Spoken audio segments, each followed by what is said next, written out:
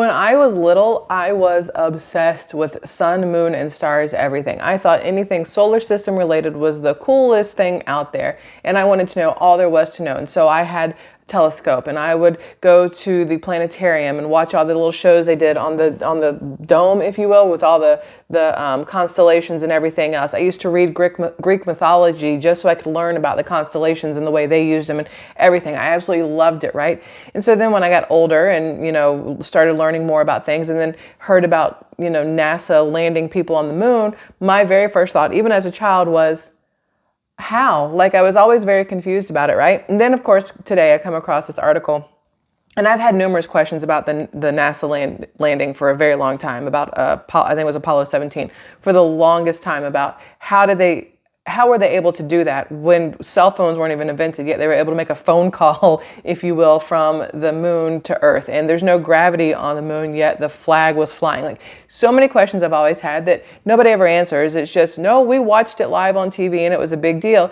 And again, how was it live on TV when we didn't really have the technology for any of that? I've always been confused about it. I don't ever want to say it didn't happen, but it's hard for me to say it did happen the way they say it did. It's been weird to me. So when I came across this article today, my brain was like, and then my brain now is like, oh, because let me explain this. This says, astronauts explain why no human has visited the moon in 50 years, and the reasons why are depressing, right? I mean, here's the flag, just, chilling in the wind of the moon. Like, okay.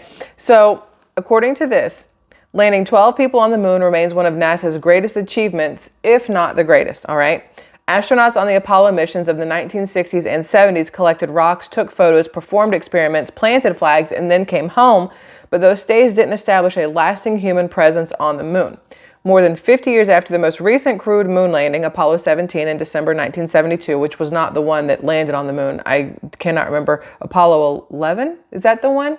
It wasn't the first one, right? I can't remember which number, and I didn't look it up, so y'all can let me know in the comments how wrong I am or how right I am on things and what the correct answer is. It says there are plenty of reasons to return people to Earth's giant dusty satellite and stay there. Okay, this is where this whole thing gets interesting. It says here that we're getting closer, meaning the United States of America or people in general, like humanity. On Thursday, a U.S. lunar lander touched down on the moon's surface for the first time since Apollo 17. So since 1972, they have not had anything else touch down. No more lunar lander touching down, right? Since 1972. Math. What is that? 30, 40, 50 years, like we said. The uncrewed Nova Sea lander named Odysseus was designed by the Houston-based company Intuitive Machines with a $118 billion contract from NASA. Like, they have money flowing out of their butts for these kind of things, which is crazy, yet we still have... we have money flowing out of our butts for NASA and for illegal immigrants, but not for homeless veterans or women and children in domestic abuse situations, or for our homeless just in general, or school programs or city programs. That's not what we're talking about, though. We're just going to keep going here. It says it's the first commercial mission to ever touch down on the moon and a huge step toward new human landings. First commercial mission to ever touch down on the moon. I don't know what they mean by that, but okay. It says NASA has promised that we will see U.S. astronauts on the moon again soon-ish, maybe by September 2026 at the earliest, in a program called Artemis, which will include the first woman, Black astronaut, and Canadian to touch the lunar surface. Former NASA Administrator Jim Bridenstine, who ran the agency during the Trump administration, said it's not science or technology hurdles that have held the U.S. back from doing this sooner. According to him, if it wasn't for the political risk, we would be on the moon right now. In fact, we would probably be on Mars. This was what he told reporters in 2018.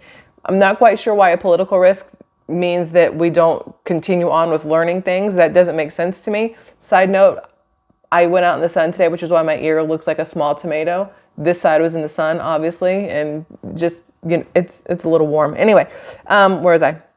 Okay, so why haven't astronauts been back to the moon in more than 50 years? Let's see. It was the political risk that prevented it from happening. The program took too long and cost too much money. I mean, $118 billion for one lunar landing is a lot, let alone however many they could have done over the last 50 years, right? Researchers and entrepreneurs have long pushed for the creation of a crewed base on the moon. Basically a lunar space station. Y'all, this is where it gets good. Just so you're fully aware, this is where it gets like, are you kidding me right now? This is where it gets very Star Trek meets anything on sci-fi. So a permanent human research station on the moon is the next logical step. That's the next logical step, and where all of our money goes as, you know, a country or as a world. The next logical step is to have a space station on the moon.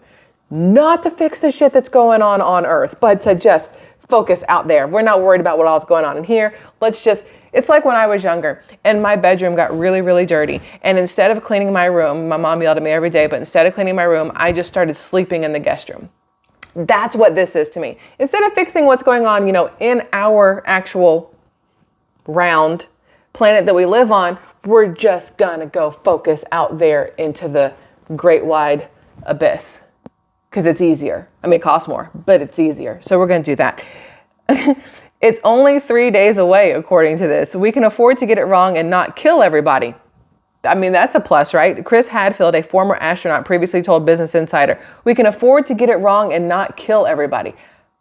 I don't even know what that means. I don't even know what that sentence means, but okay, we're going to keep going. And according to Chris Hadfield, we have a whole bunch of stuff we have to invent and then test in order to learn before we can go deeper out, okay? A lunar base could evolve. This is what got me. This is why I'm making this entire video. A lunar base could evolve into a fuel depot for deep space missions, lead to the creation of unprecedented space telescopes, make it easier to live on Mars, and solve long-standing scientific mysteries about Earth and the moon's creation.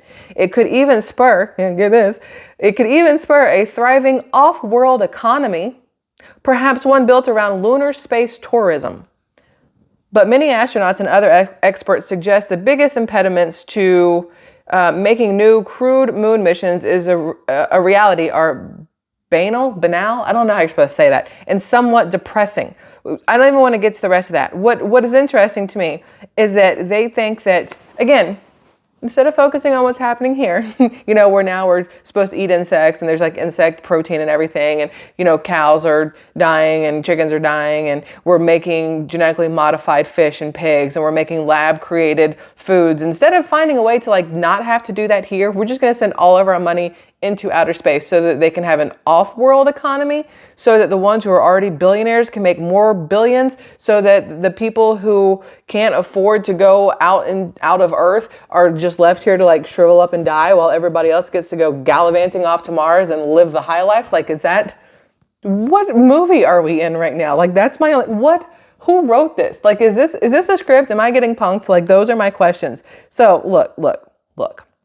This is the Saturn V rocket helped power Apollo missions. So this is, I mean, these kind of things are cool. Like if you've ever been to Cape Canaveral or seen anything like that, like the takeoffs and stuff, I mean, it's really interesting. It also pollutes the crap out of the earth, but it's really interesting watching everything. But I don't think we should spend all of our money on trying to figure out how to make off-planet economy work or a fuel station. What kind of fuel? I thought we were going electric. You're just gonna have a bunch of batteries on the moon?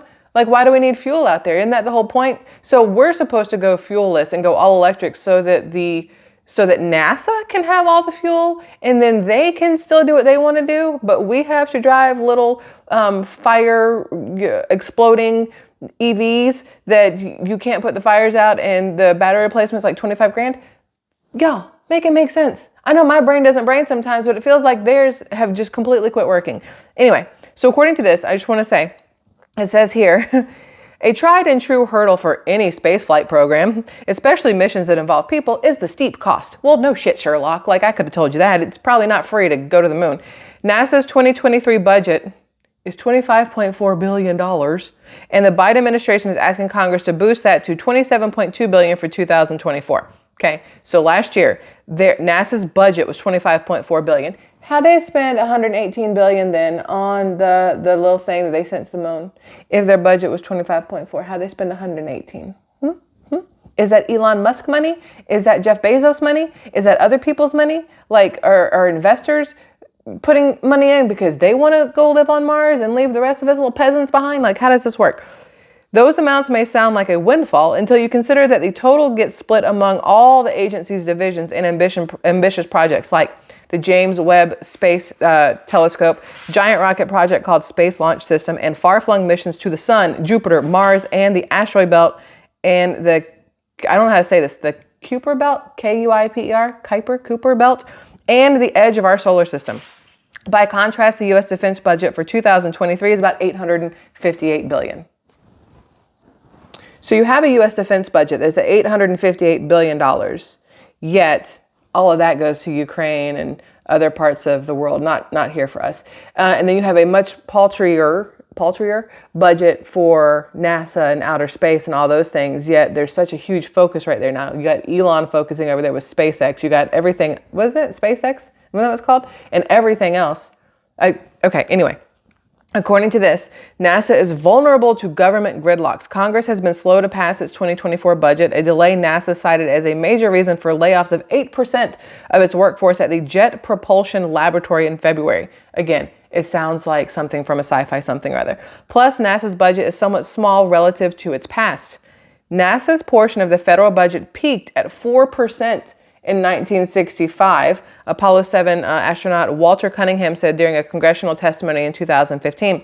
To compare, NASA's 2023 budget represents roughly 0.5% of U.S. spending, according to a report from the Planetary Society. That sounds like something you should have a little badge for in like a uniform, Planetary Society. Anyway, it has fluctuated between 0.4% and 1% since the 70s. So, a much larger budget was given in the beginning when they were trying to get the man on the moon. And then I guess once they accomplished it, they were like, all right, we're done. We don't really need to spend that much money. But then they still give some, so there's that. Returning to the moon costs a significant chunk of that budget. A 2021 report from NASA estimated that the Artemis program to return people to the moon would cost a total of $93 billion from 2012 through 2025. The Apollo program, for comparison, costs about $257 billion in today's dollars. That's a lot of billions, just so you're fully aware. Manned exploration is the most expensive space venture and, consequently, the most difficult for which to obtain political support. This is according to Cunningham in, again, the 2015 testimony. He added, according to Scientific American, unless the country, which is Congress here, decided to put more money in it, this is just talk that we're doing here. Referring to Mars missions and to a return to the moon, Cunningham said, NASA's budget is way too low to do all the things that we've talked about. And then it goes on to talk about how it's because of the presidents and everything else. So, according to this, NASA last landed on the moon's surface in 1972. Should NASA return to the moon? They did a poll. 42.9% said, no, I don't think that's a priority at this time. 37.9% of people said, yes, I think the ultimate goal should be to send humans. Why? Was my question. 19.2% said yes, but I think a return should focus only on sending robots. It's just very interesting that they want us, they say it's, I don't even know why they're telling us they want to go out to the moon. It's like, it's to make money. It's always about making money. Every single thing is about making money. It's not because they want to learn what's going on in the solar system or find a way to keep our planet going well or make sure there's not other life forms out there that are, hell-bent on destroying us. It's literally so they can make off-planet money. Like, people are so flipping greedy. It's absolutely ridiculous. SquirrelTribe, thank you. I just had to bring this to you because I was like, are you kidding me right now? Like, this is what we're doing? We're trying to live on Mars? We've talked about it before, but I was always like, not we, but like government talked about living on Mars. And I'm like, okay, cool. That's a movie. It's fine. But now they're like legitimately talking about it, which is, in my opinion, stupid, but that's my opinion.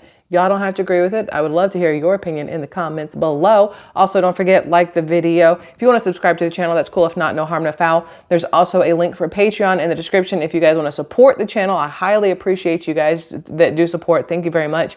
There's also, for a lot of people who ask about SquirrelTribe gear, I do have 2 links in there for that.